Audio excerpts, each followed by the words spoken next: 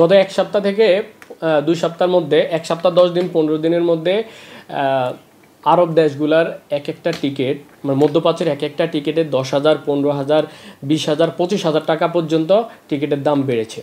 আর আজকের পত্রিকা একটা কালের কণ্ঠ পত্রিকার হেডলাইনে আসছে যে সৌদি আরবের গত 24-25 অর্থ বছরে 46.9 কোটি মার্কিন ডলার রেমিটেন্স আসছে, যেখানে তারা আমাদেরকে দিনরাত 24 ঘন্টা আমাদের জন্য এত পরিশ্রম করে আমাদের দেশের অর্থনীতির চাকা গতিশীল করার জন্য, আমাদের আর্থসামাজিক উন্নয়নের জন্য যারা এত পরিশ্রম করে যাচ্ছে, তাদেরকে আমরা দিন দিন হয়রানি ভোগান্তি ছাড়া আসলে কিছুই দিতে পারতেছি না।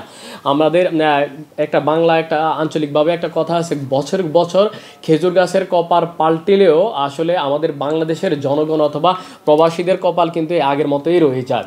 এটা আসলে খুবই দুঃখজনক বিষয়, যেখানে আমাদের সংশ্লিষ্ট কর্তৃপক্ষ আছেন, বিভিন্ন মন্ত্রণালয়, বিশেষ করে প্রবাসী মন্ত্রণালয় আছেন, আপনারা এই প্রবাসীদের দুঃখ কষ্ট না দেখে আপনারা আসলে কি করতেছেন, যে এখানে ইউরোপ আমেরিকার টিকিটের দাম না বেড়ে শুধুমাত্র যেসব জায়গায় আমাদের লেবার যারা আমাদেরকে রেমিটেন্স পাঠায় তাদের টিকিটের দামই বাড়তেছে, আর আপনারা শুধু বসে বসে দেখতেছেন না কি করতেছেন একমাত্র আল্লাহই ভালো জানে।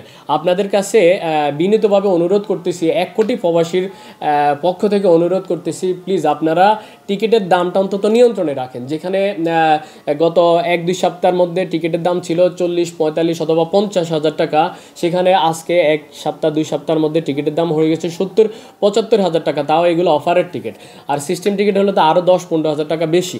তো আপনাদের কাছে অনুরোধ করব, আপনারা একটু টিকিটের দামটা দেখেন, যে যারা এখন সংশ্লিষ্ট কর্তৃপক্ষ আছেন, আমি কারো নাম উল্লেখ করতেছি না, আপনারা প্লিজ এই যে সিন্ডিকেট আছে এই সিন্ডিকেটটাকে একটু ভেঙে চুরে চুরমার করে দিন। অনেক কিছুই তো ভেঙে চুরে চুরমার করে দিয়েছেন, এবার একটু সিন্ডিকেটটা ভাঙার জন্য আপনাদের কাছে বিনীতভাবে অনুরোধ করতেছি। আসসালামু আলাইকুম।